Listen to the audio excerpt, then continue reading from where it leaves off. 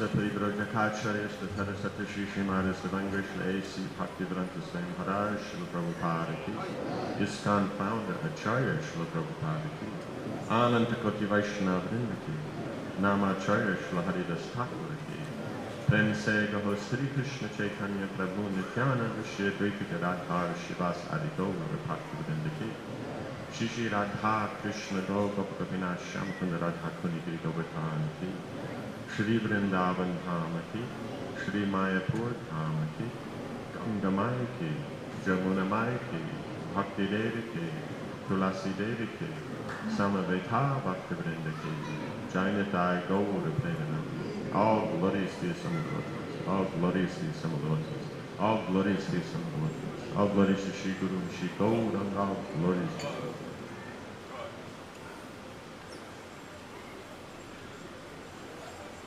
Om Namo Bhagavate Vasudevaya. Om Namo Bhagavate Vasudevaya. Om Namo Bhagavate Vasudevaya.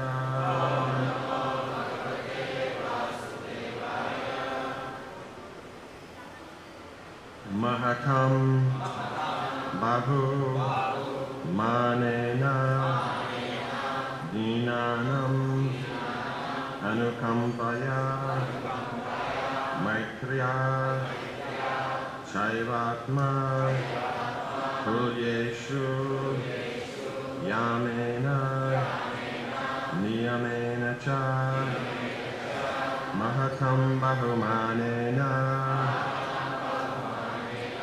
Dinanam Anukampaya Maitriya Chaivatma Tulyeshu Yamena Niyamena Cha Mahatam Bahumanena Dinanam Anukampaya Maitriya Chaivatma Tuleshu Yamena Niyamena Cha Mahatam Bahumanena Dinanam Anukampaya Maitra Chaivatma Tulyeshu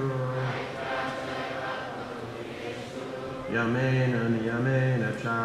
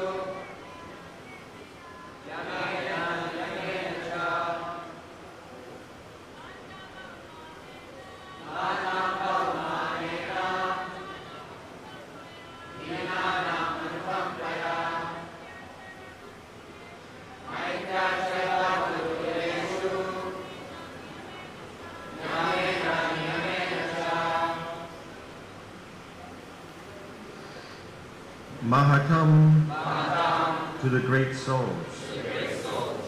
Bahumanena, with great respect. Dinanam, to the poor.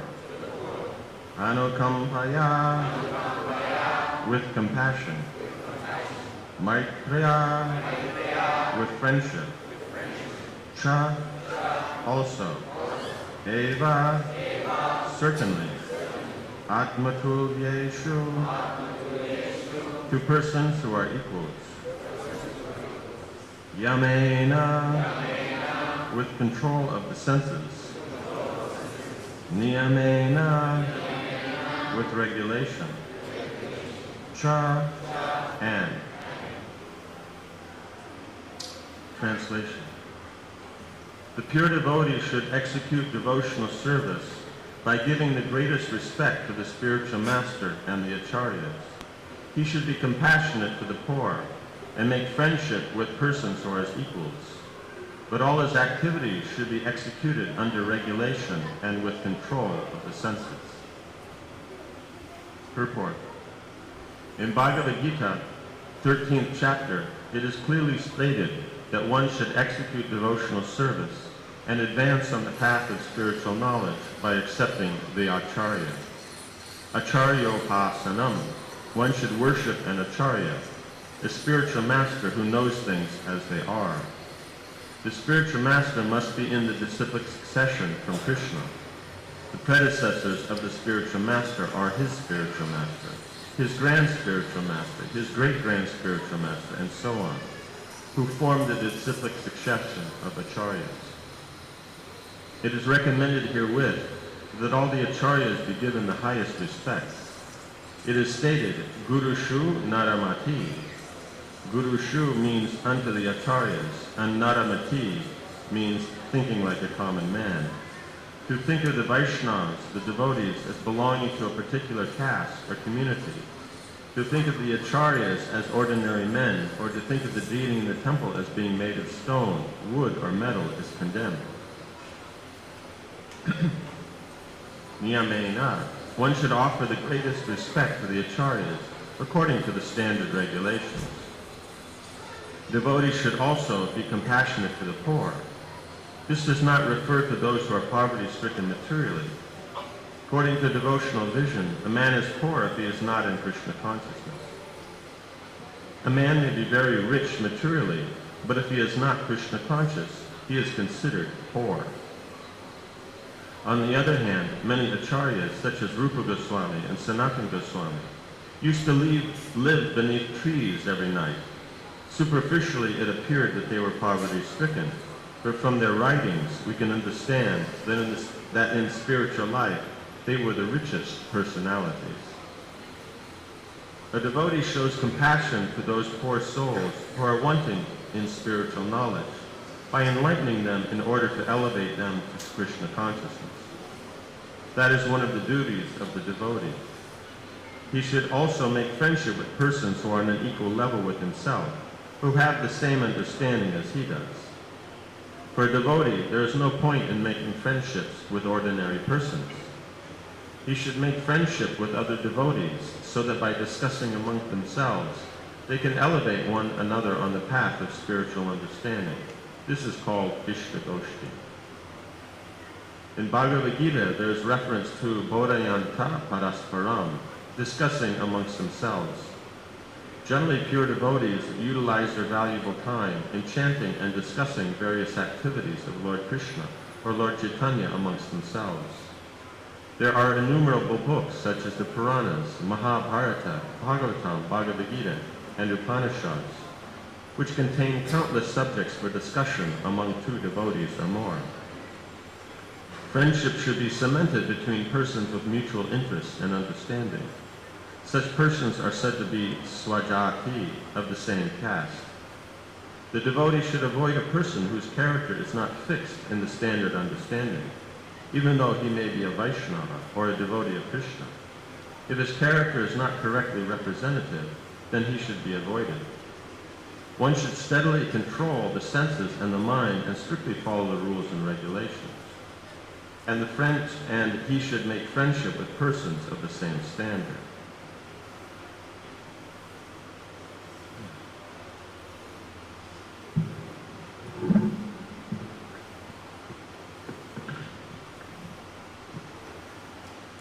So Kapila Muni here is describing the devotional process. And having discussed the philosophy, the position of the Lord, the position of the jiva, the living entity, the material nature, now he's discussing the relationships that the devotees have amongst themselves. Because factually, all there is in the cosmic creation is relationship. The relationship between the living entities and God, and between the different associates of the Lord with one another. Factually, nothing else is going on. We may feel that something else is happening, but that is our own, illusion in the matter. But factually, all that's happening is the Lord is interacting with his cosmic creation.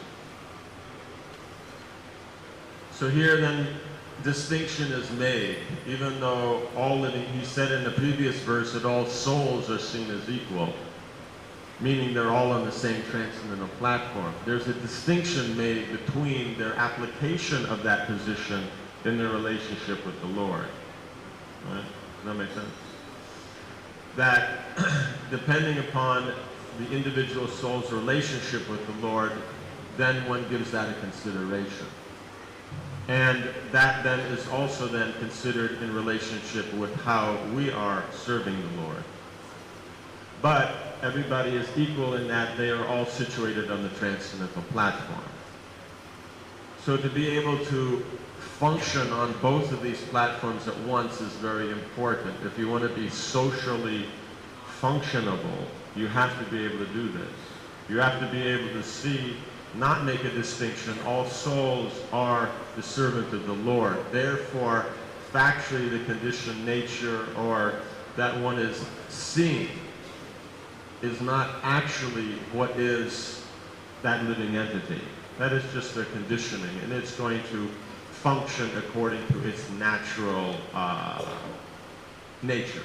Just like, let's say, a dog in showing affection, it's very affectionate, and the nature of affection is, non-different than any other show, but the form that the dog will show will be in line with that of a dog, right?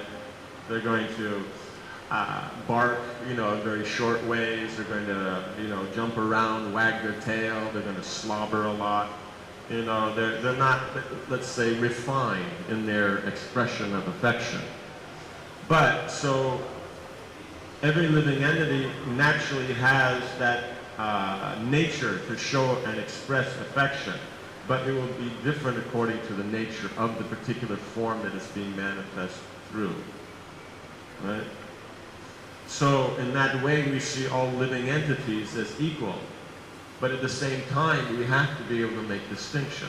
So if we only make distinction and don't see the equality of the jivas or the spirit souls, then there'll be a problem. We'll be overrun by mundane sentiments and attachments and that. If we see the equality of the souls, don't make the distinction, then we'll be, spiritually very nicely situated, but as far as relationship goes, we won't have any. So we have to be able to balance these two. That is the devotional process. Otherwise, why would this chapter, it's explaining devotional service, but so much of it has been described along with the mentality or the mood that is important for devotional service. We always have to remember is that the rules and regulations must be there because that's the form. Without form, how is one person going to be comfortable with another in exchanging, let's say, in making personal exchange, right? If you come up, meet somebody, and you're happy to see them, you hold your right hand out to shake their hand, they hold out their left. What are you going to do? So you're not sure am I supposed to change this? Or Do I shake his left hand with my right hand, or do I shake his left hand with my left hand? Or, I mean, what am I, you would be bewildered. So the natural flow of that interaction would be halted due to the lack of form. Does that make sense? So, but the form doesn't stand on its own. The form is not meant to be that is the perfection. The form is simply that you have a common ground to relate to another living entity, or to relate to God. So the rules and regulations of devotional service are there simply for this purpose. So God likes these different rules because they establish how you interact with Him, how you interact with the devotees. Then you can have common ground. The definition of community is a group of persons that have a common value system. If there's not a common value system, you don't have community. Right? So, therefore we see from both of these things that Krishna is mentioning, the equal vision of the jivas, at the same time able to see social division or spiritual division is necessary to complete the process. Otherwise, then one may have philosophical commonality with other devotees, but it doesn't mean that you have social commonality. And what is the basis of social? Right? One can say modern, but what is that modern? Is modern Hungarian culture? What about Polish? Afghanistan, maybe? Vietnam, China, Indonesia, Tunisia, Libya, South Africa, Colombia, Mexico, Canada. It means America, right? And then there's some difference of opinion, of course, between the English. And then the Australians think those two are out of it, the Septics and the Yanks, like that. Or excuse me, the Septics are the Yanks. It's the Septics and the Palms, right? Okay. So, like this, so therefore, how universal is that? It won't bring together the world. It can't. It doesn't bring together America. It doesn't. Right? So, the only thing that will bring together the whole world, that everyone will be comfortable, is a cultural system based on eternal principles of the nature of the soul and Godhead. That's the only thing that can bring it together.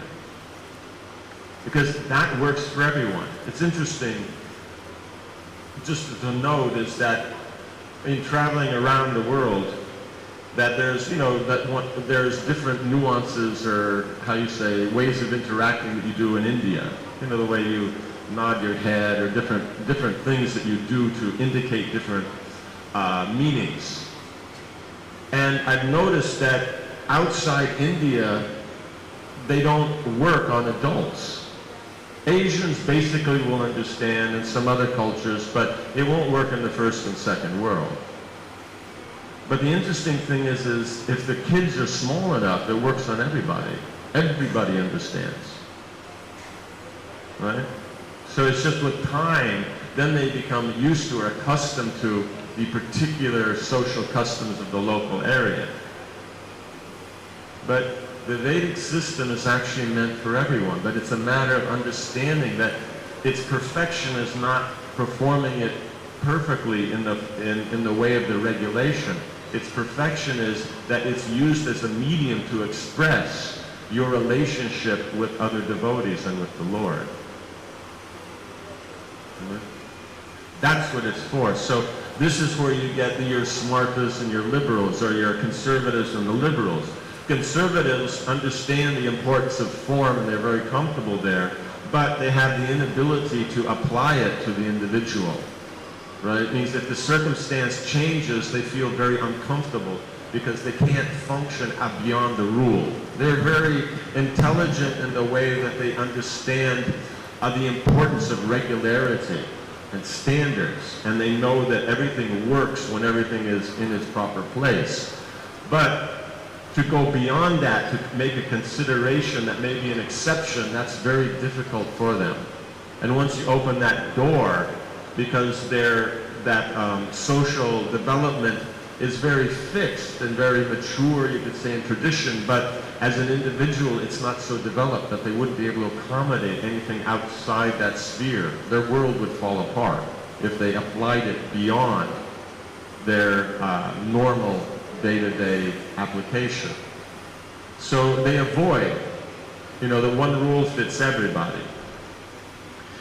The liberals, on the other hand, have the opposite problem, is they have no problem trying to apply everything, at least they say, to the individual. And that's always their consideration. But the problem is to do that, to deal with every different situation, generally means that their situation in standards, a common standard, doesn't exist.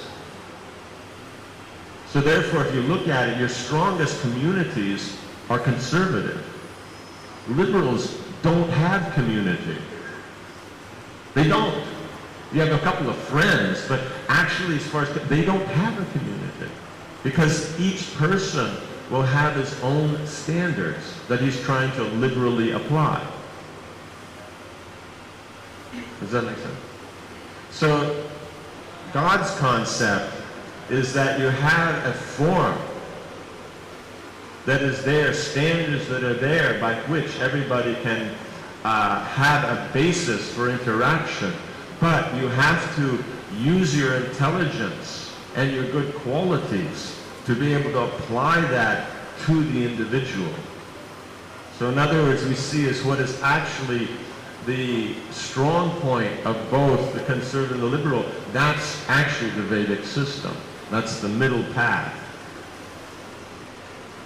And we have to be careful of the weakness of these two, is one is thinking, I've performed the rule, everything's done and perfect, or because I have done something for an individual and I throw out the rules, therefore it's perfect. So this is niyamagraha, the Rupa Goswami warns against. Either following the rule dogmatically or throwing it out due to lack of understanding. That's the fun part, right? The liberals always consider themselves very intellectual, but their basis of action is based on not using their intelligence. It's just sentiment. Well, the other ones use their intelligence, but are not very personal. They don't consider the emotions in the relationship. So we have to be very careful of these two, which are the main pitfalls we see in taking up philosophy and religion. This is the natural beginning stage. We will take it one way or the other, or a mix, naturally. Each individual will have his own mix. So here then, in making the previous verses are describing the mood of performing things in the mode of goodness according to the rules, with that, without attachment to the results, without a motive, that these are the mood by which the activity is performed. And so now he's bringing out, now having made everything, brought out those qualities that are generic, how we apply in everything. Now within that, we have to make distinction between senior, equals, and junior.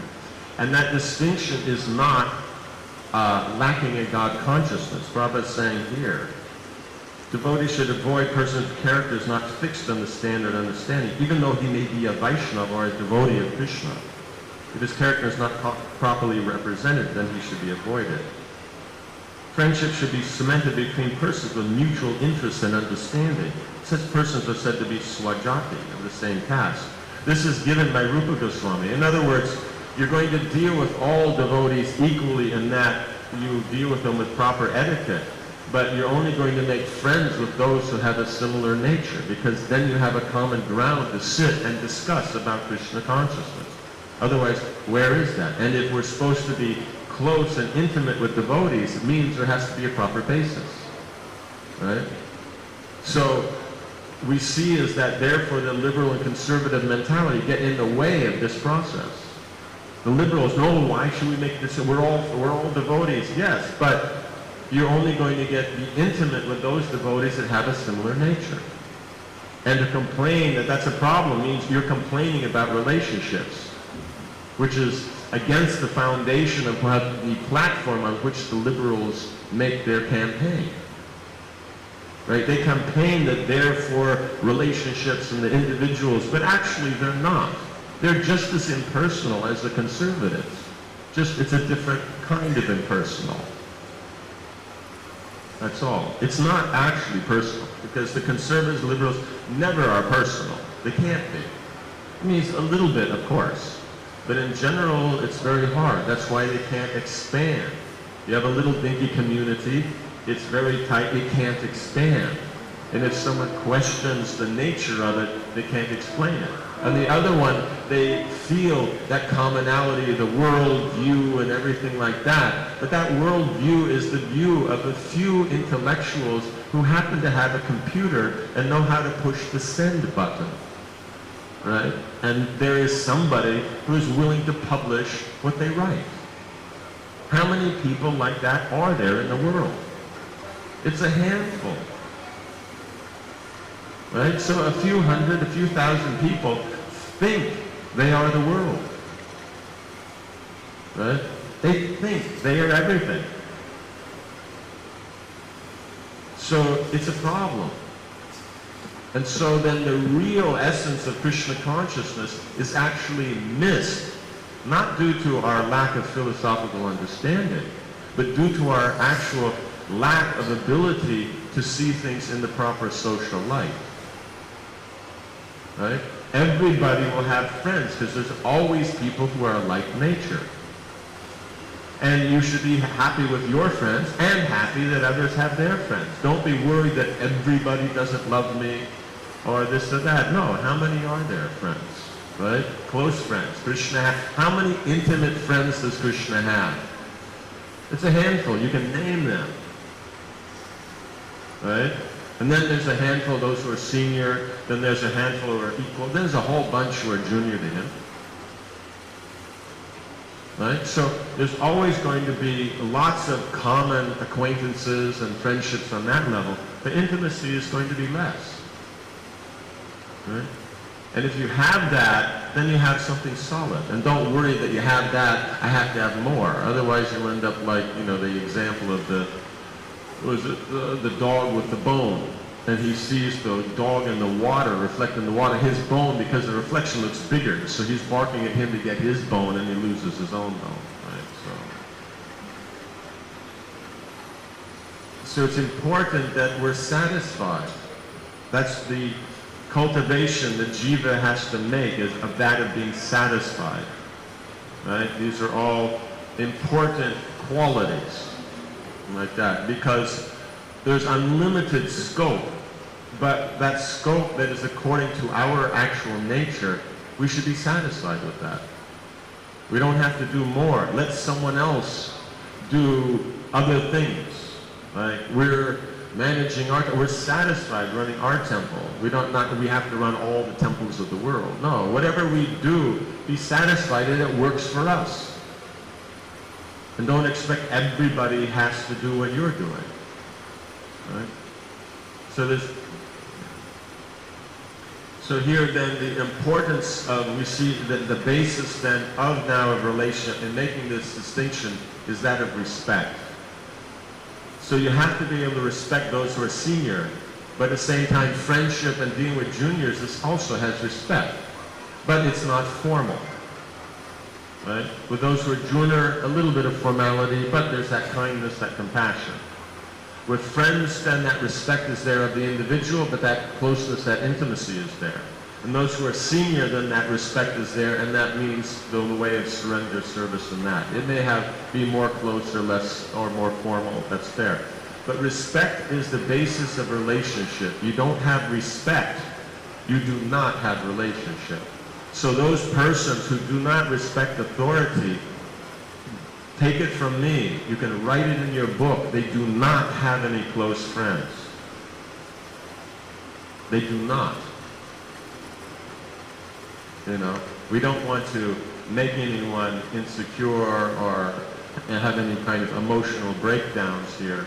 But actually, if you want to know, it's not a problem, I don't have a relation, I don't have any clothes. No, the point is that's easily corrected. Develop respect. That's all. If you don't have, why? Because you don't respect anyone, you don't trust anyone. Right? Because to trust, I must respect. So the foundation of rasa, a relationship, is respect. Shantaras means I appreciate. If I don't appreciate, there is no rasa. You don't have a relationship. Don't kid yourself. Unless you appreciate, that's there. And what happens with time is that appreciation may be clouded or lost. That's what breaks down the relationship. Because nothing else can function. You have a big building, it's built on a foundation. You remove the foundation, the building will come down. So if there's a problem in a relationship, all you have to do is reinstitute the appreciation that was there. Why did you make friendship in the first place? Why did you have a relationship in the first place? Because of some form of respect, appreciation. Then on that, it built. Then interaction is there, service is there, friendship is there, and this way it builds. Each relationship, each higher rasa includes the lower one. They don't stand on their own. Right? You can't have conjugal rasa if there's no respect, if there's no friendship, if there's no mood of service, if there's no care about the person to see that they're properly emotionally and physically taken care of. If you don't have that, you don't have a conjugal relationship. Right? Conjugal relationship is not defined by sex. It's defined by the mood. Right? So that's very, very important. So the first thing is respect. So the most greatest manifestation of that will then be with those who are senior. So it's first described. And if that's there, then that's your key, your connection into the spiritual world.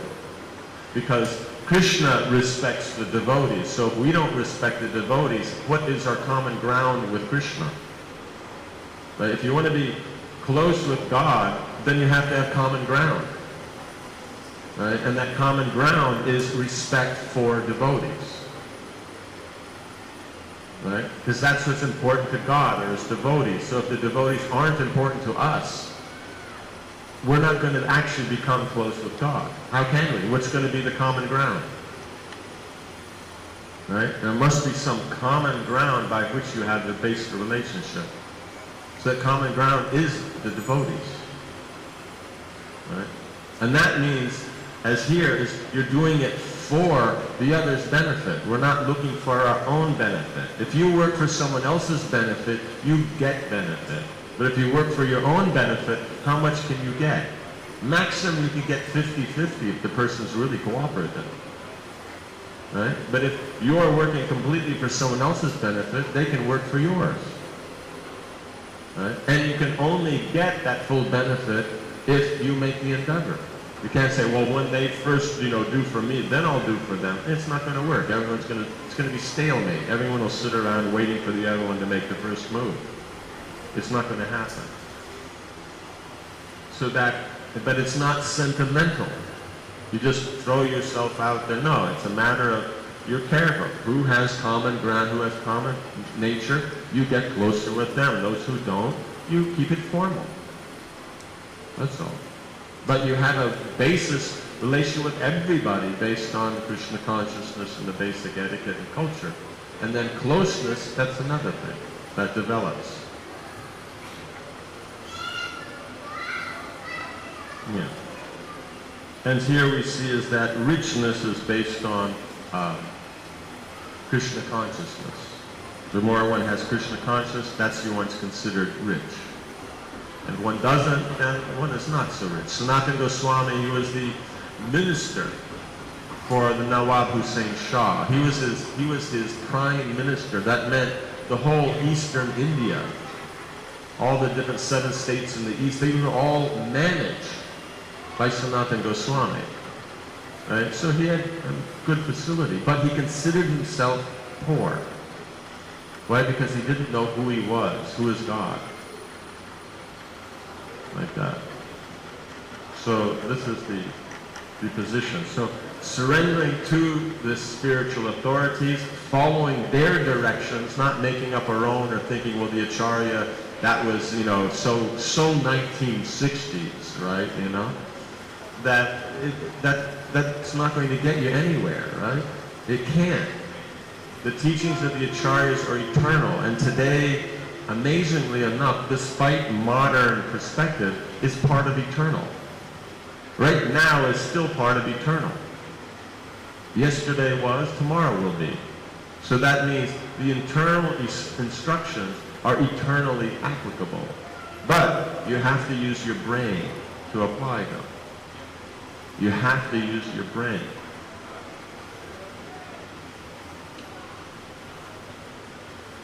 Okay. So controlling the senses and mind, strictly following the rules and regulations, you should make friendship with persons of the same standard. Like that. So that's what Venkapila Muni is bringing out here. Any questions? I have time for a short question.